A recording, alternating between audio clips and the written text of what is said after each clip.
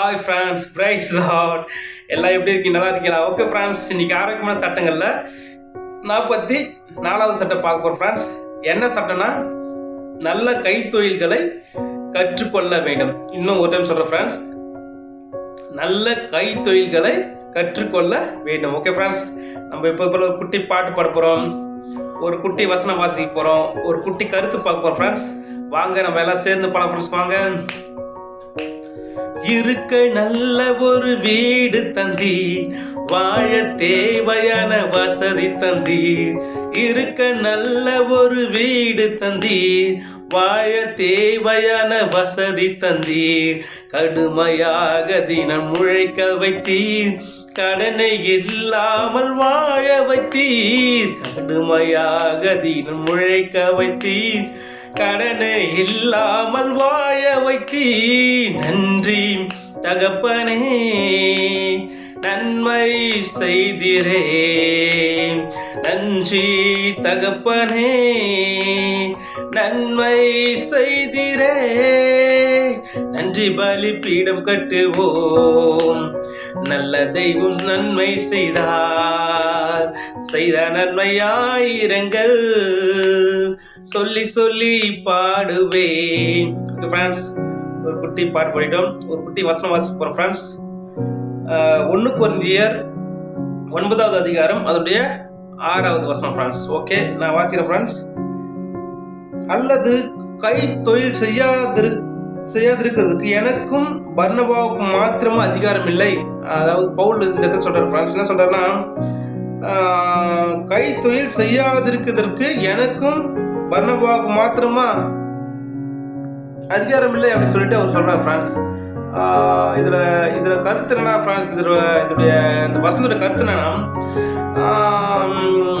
நிறைய பேர் அந்த காலத்துல பவுல் ஓய்வு செஞ்ச காலத்துல அவரு ஓய்வு செஞ்ச காலத்துல அநேகர் நிறைய சீஸ்டர் இருந்தாரு ஃப்ரெண்ட்ஸ். அதுல 2 பேர் பவுலும் பர்னபாவும் பண்றாங்க.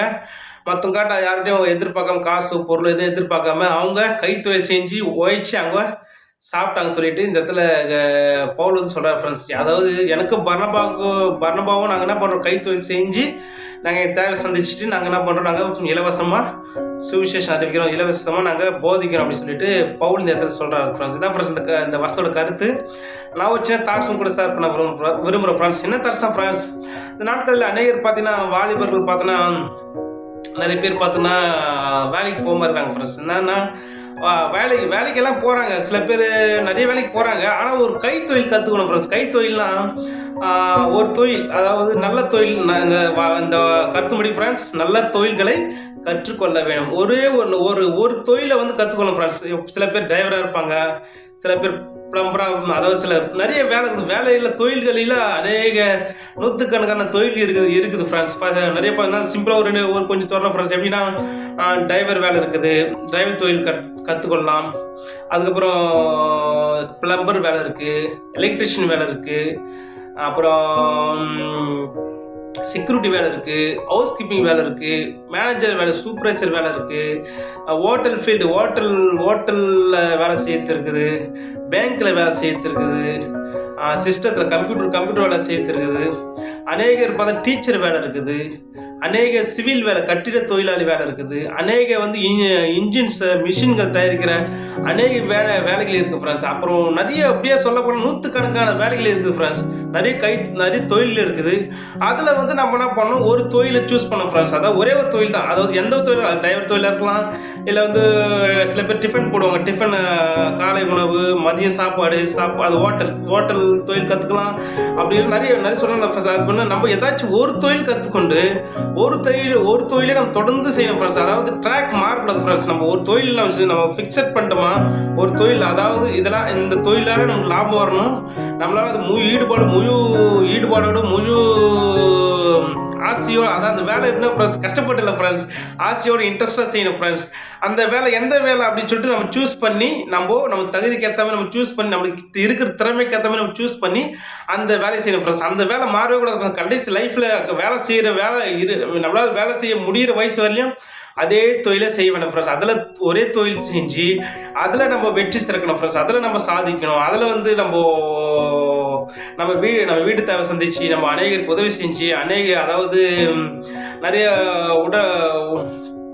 நிறைய பேர் பார்த்தீங்கன்னா உடல் குறை உள்ளவங்க, அதாவது என்னன்னா உடல் நல குறை உள்ளவங்க, சில பேர் கண்ணு தெரியாது, சில பேர் காது கேட்காது, சில பேருக்கு வந்து கை இருக்காது, சில பேருக்கு நம்ம கால் இருக்காது, சில பேர் வயசாகிட்டு கைவிடப்பட்டுருப்பாங்க. இவங்கெல்லாம் ஃப்ரெண்ட்ஸ் நம்ம என்ன பண்ணலாம், நம்ம தொழில் செஞ்சு நம்ம என்ன பண்ணலாம், நம்ம தேவைக்கு நம்ம செஞ்சு நம்ம தேவைக்கு மிச்சம் கண்டிப்பாக நம்ம உதவி செய்யலாம் ஃப்ரெண்ட்ஸ்.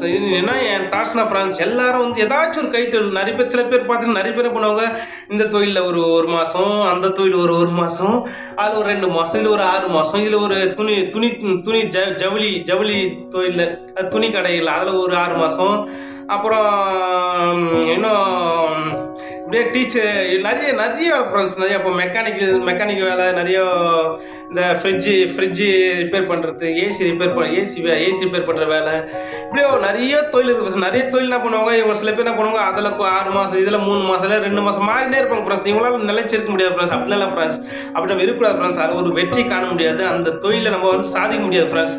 நம்ம என் தாட்ஸ் என்ன ஃப்ரெண்ட்ஸ், ஒரே தொழில், அதாவது இப்ரேயர் 12வது இதில் கூட பார்த்தீங்கன்னா நம்ம சூழ்ந்திருக்கிற, அதாவதுன்னா இத்தனைலான சாட்சிகள் நம்ம சூழ்ந்திருக்க பாரமான அந்த பாவத்தை நம்ம உதறி தள்ளிவிட்டு நமக்கு நியமிக்கப்பட்ட ஓட்டத்தில் பொறுமையோடு ஓட கடவும் ஏசப்பா நோக்கி ஓட கடவுன்னு அந்த இப்ரேயர் 12வது அதிகாரம் அந்த அதிகாரத்தில் இருக்குது ஃப்ரெண்ட்ஸ். என்னன்னா ஃப்ரெண்ட்ஸ், அப்போ நிறைய பேர் பார்த்தீங்கன்னா 2 விதமான தொழில் இருக்குது ஃப்ரெண்ட்ஸ். 2 விதமான, அதாவது ஆவுக்கிற ஒரு வேலை, பூமிக்குரிய ஒரு வேலை ஃப்ரெண்ட்ஸ். அதாவது பூமி நிறைய பேர் என்ன பண்ணுவாங்கன்னா, சில பேர் வசந்த தப்பை புரிஞ்சிக்கின்னு, அதாவது உலகத்துக்கும் கடவுளுக்கும் ஊழி செய்ய முடியாது அப்படின்னு சொல்லிட்டு அந்த வசந்த தப்பு புரிஞ்சுக்கிறாங்க ஃப்ரெண்ட்ஸ். அதாவது என்ன சொல்றேன்னா, ஊழி செய்யறவங்க என்ன பண்ணக்கூடாது, வேலை செய்யறவங்க ஊழி செய்யக்கூடாது அப்படின்னு சொல்லி தவறாக புரிஞ்சுக்கிறாங்க ஃப்ரெண்ட்ஸ். அது கண்டென்ட் வேற ஃப்ரெண்ட்ஸ். அது என்ன பொருளாசை குறித்து சொல்லப்பட்டிருக்கு.